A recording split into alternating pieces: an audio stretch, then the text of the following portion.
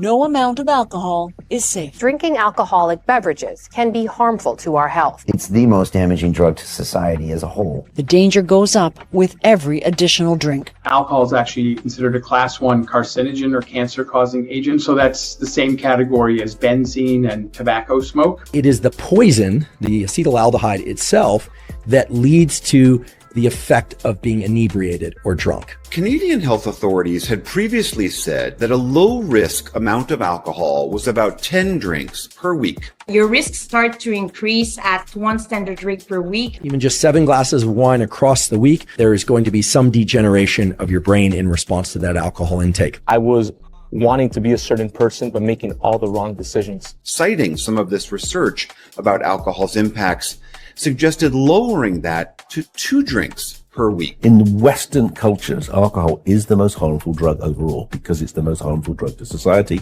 because it's the most widely used drug. A very small percentage of individuals in the world can quit anything on their own. And really, our main message is that less is better. When it comes to health, less is more. What do we know about alcohol's impact on us? Alcohol is one of the leading behavior-related causes of health problems and death, and also some social problems and economic costs, ranging from things like injuries and accidents to cancers and actually heart and cardiovascular disease. Shoveling alcohol, hiding away the problems has been something we've become very expert at. But the really sad statistic is that only 10% of people suffering from an alcohol use disorder seek treatment. I hit rock bottom. I got lost in the sauce of drinking. Out of those 10% of the people, only 1 will have any form of long-term success. This is why I don't like alcohol, and this is why I don't like drugs, because you're not in control. A substance is doing that. And that means 90% of people who are suffering right now aren't going to seek treatment. And you know why they're not going to seek treatment? It's because they've been told that all they can do is quit and go to meetings for the rest of their life. I remember having a conversation with Patrick one night. He picked me up in his car and we're sitting together.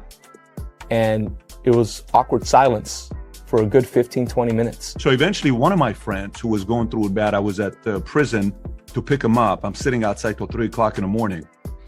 Finally, he gets out, gets in a car. This was like his 4th or 5th UI. We didn't say anything to each other. And we're driving home and I don't say anything to him. And he says, hey, Pat, how come you're not saying anything to me? I said, just to be honest with me, I just see you being in pain. Finally, I said, I don't know why I choose to do what I'm doing. And he says, you always have a choice. And we started talking a little bit about 2 words. He said, Mario, perspective and gratitude. And those 2 words changed everything for me. But as we were having a conversation, I just want to see you get out of this thing. I don't know what you're going through, but you're in pain. And I hope you realize there's value to life. I don't know how to help you. I don't have a method. The only thing I know is what I've seen others go through, whether it's AA and all these other programs. He went into asking me who I want to be, what do I want to do? And we just went through a whole conversation. And it was a human conversation. It was a people conversation. It was no business, no numbers. It was just relationship. But I hope you figure out a way to get through this. Do you know that I love you? Yes. Do you think I care about you? Yes. Do you think I want the best for you? Yes. Do you want to be friends long term? Yes. Are we family? Yes. Do you want to change? And that's the one where I got stuck. You have to want to change if you're struggling with some kind of addiction, like I was. It's not easy to say that, but I wanted to change. I just didn't know how. And eventually he figured out a way to get through it, and he's doing great. He's changed his life, in a complete different way. Yeah, but what you said to him, people should be aware of that. That is love and support. And it's visceral because people don't want it to be true. So there are 2 things I would say about this. The first is both a conscious and a subconscious level.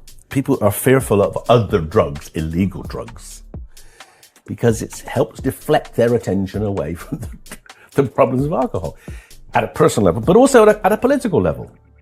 Politicians love to get hysterical about a new drug because it means they can do something about drugs and they don't have to be held to account over their failure to deal with the problems of alcohol.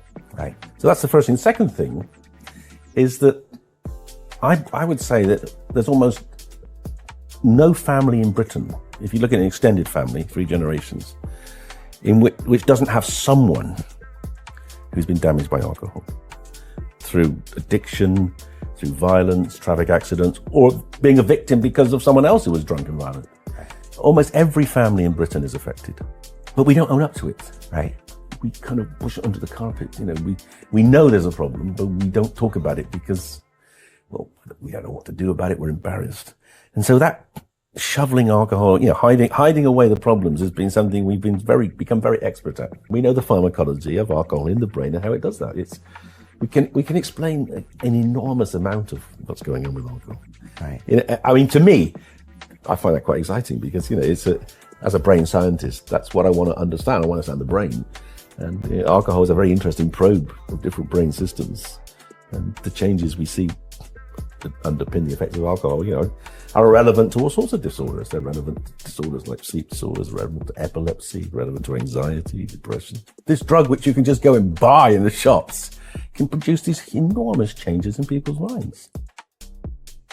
Sometimes some habits can turn into lifestyles, and certain lifestyles don't lead to all the benefits and all the amazing things that life has to offer. Some lifestyles lead to very dark paths, depression, anxiety, stress, and if not controlled, can also lead to some of the worst case scenarios out there in life. One of them being never reaching your capacity, never really having an identity or a self-worth, losing all integrity, all dignity, and losing yourself. Just a few years ago, I was in a very dark place in my life. They say that depression comes from the inability to construct the future in your mind. I couldn't see the future. I didn't know who I was supposed to be. I was wanting to be a certain person, but making all the wrong decisions. I made a lot of mistakes. When it comes to alcohol itself, which is something that I was struggling with at the time, it went slowly from being a work hard, play hard, have a drink, to 2 drinks, to 3 drinks, to then a habit, to then a daily habit, to then a 24/7 habit, to then a every weekend habit, getting lost in myself habit. Sometimes if you don't watch the kind of habits that you're building, they become lifestyles. Before I knew it, I was digging myself a hole, and everywhere I looked, it was so dark, and I lost myself. I spiraled into a sense of no self-worth, and I struggled a lot, and nobody knew. I hit rock bottom, to the point where I almost lost my job, to the point where some people had to have very tough conversations with me. Some friends had to deal with my drama, and they say hurting people hurt people. I was hurting inside, and I was hurting others and didn't even know it.